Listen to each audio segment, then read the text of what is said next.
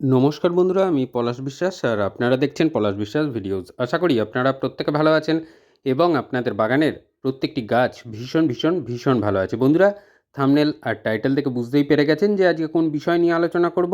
হ্যাঁ বন্ধুরা, টগর ফুল গাছ। টগর ফুল গাছ যে কোনো প্রজাতিরই হোক না কেন, যে কোনো ধরনের গাছ হোক না কেন, মানে সিঙ্গেল পেটালস বা যে থোকাগুলো হয় মাল্টি পেটালসের, তো যে কোনো টগর ফুল গাছের এই এপ্রিল মাসের যে পরিচর্যা আজকে দেখাচ্ছি, সেই পরিচর্যাটা ঝটপট করে ফেলবেন আপনার গাছে, আর তাহলেই প্রচুর পরিমাণে ফুল কিন্তু আপনি পেয়ে যাবেন আপনার গাছের। তো এখানে 3টে টগর ফুল গাছ দেখতে পাচ্ছেন। তো এটা যেটা দেখাচ্ছি সেটা এখন এই যে আগাছা তুলছি, এই গাছটা কিন্তু মানে নষ্ট হতে বসেছিল। তো সেই জায়গাটা থেকে সারভাইভ করিয়ে আজকে কিন্তু গাছটা একটা জায়গায় এসেছে। তো এই আগাছা তুলে ফেলছি, তার কারণ হচ্ছে আগাছা মুক্ত রাখতে হবে টবের মাটি। কোনো ধরনের আগাছা রাখা যাবে না। আগাছা থাকলে কিন্তু আগাছারা খাবার খেয়ে নেবে, গাছ সেভাবে তার খাদ্য পাবে না। তাই আগাছা দেখা মাত্রই তুলে ফেলবেন আপনার গাছের।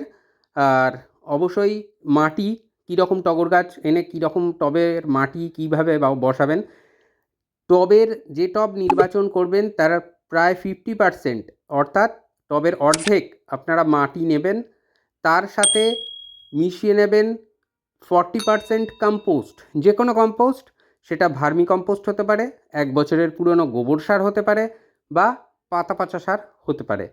তো এই পাতা পচা সার বা ভার্মি কম্পোস্ট বা 1 বছরের পুরনো কম্পোস্ট, এই কটা নিয়ে বালি এর সাথে, মানে 90% হয়ে যাবে।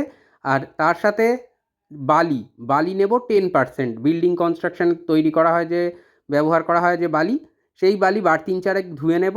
ধুয়ে নোনা অংশটা ধুয়ে বেরিয়ে গেলে সেই বালি নিয়ে নেব। তাহলে কম্পোস্ট, মাটি এবং বালি, এই দিয়ে টবের মিডিয়া আমরা তৈরি করব। কত ভাগ বলেই দিলাম, যে মাটি আর ভার্মি করে বা গোবর সার করে, মানে কম্পোস্ট নিয়ে আপনাকে একটা টবে 90% ভরিয়ে ফেলতে হবে, বাকি 10% আমরা বালি নেব। তো এইভাবে খাবার দেবো বলে খুঁচিয়ে নিচ্ছি টবের মিডিয়াটা চারিধার ধরে। তো এই মাটিতে খাবার তো দেওয়া দেখাবো, কোন কোন খাবার বা কোন কোন খাদ্য উপাদান নিচ্ছি সেটা দেখাবো, কতদিনের পরে দেবো সেটাও বলে দেবো।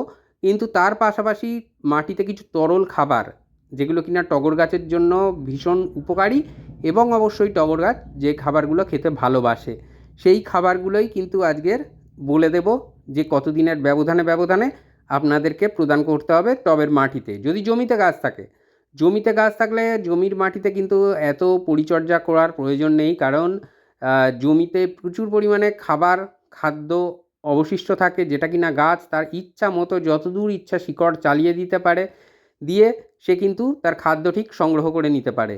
কিন্তু টব সীমিত জায়গা, টবের মাটি, তো সেই টবের মাটিতে আমরা বাইরে থেকে খাবার দিতে হবে, কারণ সীমিত জায়গার মধ্যে যতটা তারা শিকড় চালাতে পারবে ততটা তো চালাবে, এবং শিকড়গুলো যাতে খাবার সংগ্রহ করতে পারে সেই কাজটা আমাদের করে যেতে হবে বাইরে থেকে। তো দেখুন, চারিধার এরকম রিংয়ের মতন করে নিয়েছি, তার কারণ এইখানে খাবারটা দেবো, খাবার দেওয়ার পর মাটি চাপা দেবো, দিয়ে জল দেবো, আর তারপরে বলে দেবো যে কী কী খাবার, তরল খাবারগুলো আপনারা দেবেন টবের মিডিয়ায়, কতদিনের ব্যবধানে দেবেন, কতটা পরিমাণে দেবেন। তো এই টবের মাটির কিনারা ধরে খাবার দেওয়া, এটা কিন্তু বিশেষ গুরুত্বপূর্ণ, কারণ গাছের গোড়ায় যেন কোনোভাবে খাবার না পড়ে, তাহলে কিন্তু শিকড় নষ্ট হয়ে যেতে পারে, মূল শিকড়, তাহলে কিন্তু গাছ ক্ষতিগ্রস্ত হয়ে যাবে। সেই কারণে এই কিনারা ধরে, টবের কিনারা ধরে আমরা কিন্তু খাবারটাকে প্রদান করব, যাতে করে সুন্দরভাবে গাছ তার খাবারগুলো গ্রহণ করতে পারে, মানে গাছের ফিডার রুটগুলো তারা যেন সুন্দরভাবে খাবারটা গ্রহণ করতে পারে। তো সেই ব্যবস্থাপনাটা আমাদের মাথায় রেখে এই রিং করে নেওয়ার মানে কাজটা করতে হবে, এবং এখানে খাবারটা প্রদান করতে হবে। তো চলুন দেখে নিই কী কী খাবার দিতে হবে। এখানে 3টে গাছের খাবার রয়েছে, তাই পরিমাণটা বেশি আছে। আমি একটা 10 ইঞ্চি বা 8 ইঞ্চি টবের বা 12 ইঞ্চি টবের খাবার বলে দিচ্ছি। 1 টেবিল চামচ নিয়ে নেবেন সিঙ্গেল সুপার ফসফেট। বাংলাদেশি বন্ধুরা টিএসপি ব্যবহার করতে পারেন। এই সিঙ্গেল সুপার ফসফেট গাছের শিকড় যেমন ভালো রাখার কাজ করবে, তেমন ফুল আনতেও কিছুটা সাহায্য করে থাকে। তো এই টিএসপি বা মানে সে যেটাই হোক না কেন, সিঙ্গেল সুপার ফসফেট, বাংলাদেশি বন্ধুরা টিএসপি, এটা নেবেন। 1 টেবিল চামচ পরিমাণেই ব্যবহার করতে হবে এই সিঙ্গেল সুপার ফসফেট। তো তার সাথে কী নেব, এটা হর্নমিল বা শিংকুচি বা শিং চাঁচা যেটাই বলি না কেন, এটা 1 টেবিল চামচ পরিমাণে নিতে হবে। এটা অর্গ্যানিক ফসফরাসের উৎস, আর সিঙ্গেল সুপার ফসফেটও তাই। তো যাই হোক, এরপরে যেটা দেখছেন বোন ডাস্ট বা হাড়ের গুঁড়ো, এটা 1 টেবিল চামচ নিতে হবে। এটাও কিন্তু ক্যালসিয়াম দেবে, পাশাপাশি ফসফরাসেরও যোগান দেয়। নিমখোল 1/2 টেবিল চামচ। লেদার মিল বা চামড়াকুচি সার 1/2 টেবিল চামচ নিতে হবে। চামড়াকুচি সারের বদলে সরিষার খোল ডাইরেক্ট কিনে আনবেন দোকান থেকে, এনে 10 দিন শুকাবেন রোদ্রে, শুকিয়ে তারপরে এই একই পরিমাণে ব্যবহার করতে পারেন এর বদলে। আর এটা যেটা দেখছেন এটা পটাশ, লাল পটাশ বা মিউরেট অফ পটাশ, এর পরিবর্তে সালফেট অফ পটাশ বা সাদা পটাশ বা যেটা NPK 0050 সেটাও দিতে পারেন, বা অর্গ্যানিক পটাশও ব্যবহার করতে পারেন। 1 টেবিল চামচ নিতে হবে। এটা দেখছেন ডিএপি। ডিএপি টবের সাইজ অনুযায়ী নেবেন। 10 ইঞ্চি টব হলে 12 থেকে 14 দানা অবধি নেবেন ডিএপি। আর এই কটা খাবার আপনাদেরকে খুব ভালো করে মিশিয়ে নিতে হবে, যাতে করে গাছের ফিডার রুটগুলো যারা আছে তারা যাতে প্রত্যেকটা খাবার, প্রত্যেকটা খাদ্য উপাদান যাতে সুন্দরভাবে টবের কিনারা থেকে সংগ্রহ করে নিতে পারে।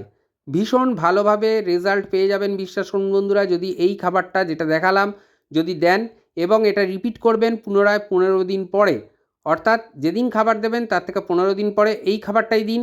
দুর্দান্ত রেজাল্ট, দুর্দান্ত ফিডব্যাক কিন্তু আপনারা পেয়ে যাবেন আপনাদের গাছ থেকে। আর অজস্র পরিমাণে ফুল আপনারা কিন্তু পাবেন।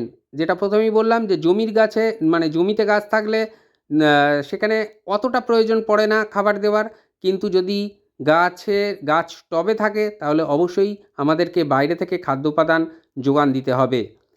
তো এই খাবারটা তারই একটা অংশ, বা মানে গাছের দেওয়ার জন্য, এর মানে টগর গাছে দেওয়ার জন্য এই খাবারটা কিন্তু একেবারে ম্যাজিকের মতো কাজ করবে। যেমন গাছের বৃদ্ধি ঘটবে, তেমন অজস্র ডালপালা আসবে, তার পাশাপাশি কিন্তু ঝাঁকে ঝাঁকে টগর ফুল ফুটে থাকবে আপনার বাগানে। তাই বলবো বন্ধুরা, যেভাবে দেখালাম খাবারটাকে মিক্সড করে নিলেন, যে মিক্সড খাবারটা, এইটা মিক্সড করে নিন। মিক্সড করে বেশি পরিমাণে নিয়ে আপনারা রেখেও দিতে পারেন, ডিকম্পোস্ট হয়ে 15 দিন পরে আবার দিতে পারেন, খুব ভালো রেজাল্ট পাবেন, তাড়াতাড়ি রেজাল্ট পাবেন অনেক। তো যাই হোক, টবের কিনারা ধরে দেখুন খাবারটা দিচ্ছি।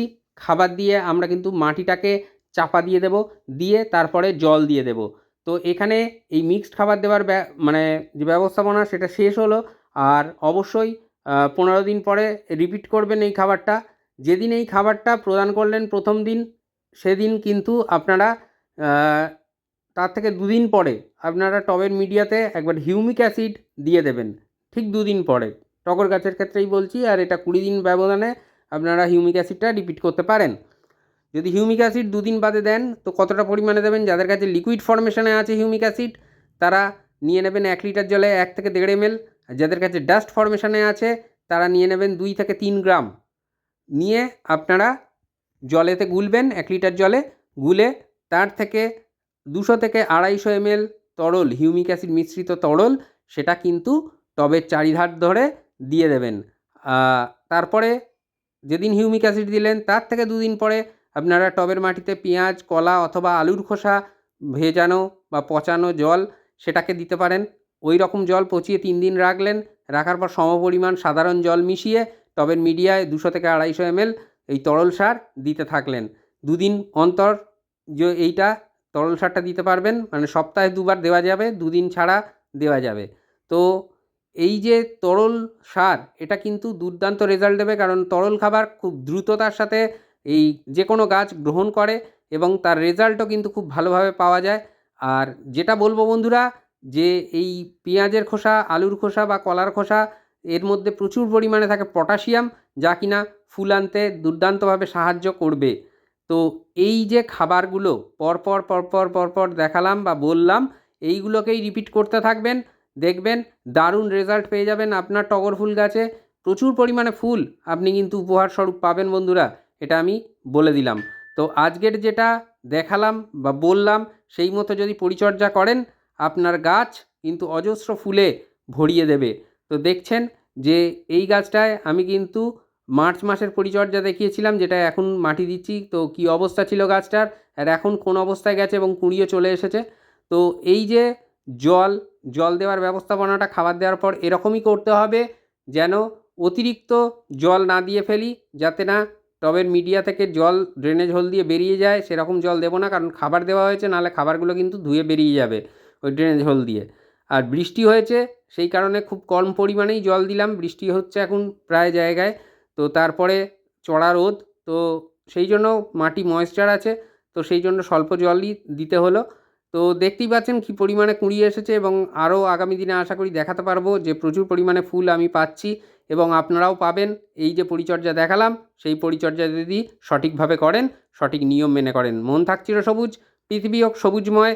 এই বলে আজকে এখানেই সমাপ্ত করছি। আবার আসছি আগামীকাল ঠিক সন্ধ্যে 6টায় নতুন কোনো গাছের পরিচর্যা বিষয়ক ভিডিও নিয়ে। খুব ভালো থাকবেন সকলে, সুস্থ থাকবেন, প্রচুর পরিমাণে গাছ লাগাতে থাকবেন। হ্যাপি গার্ডেনিং বন্ধুরা, নমস্কার।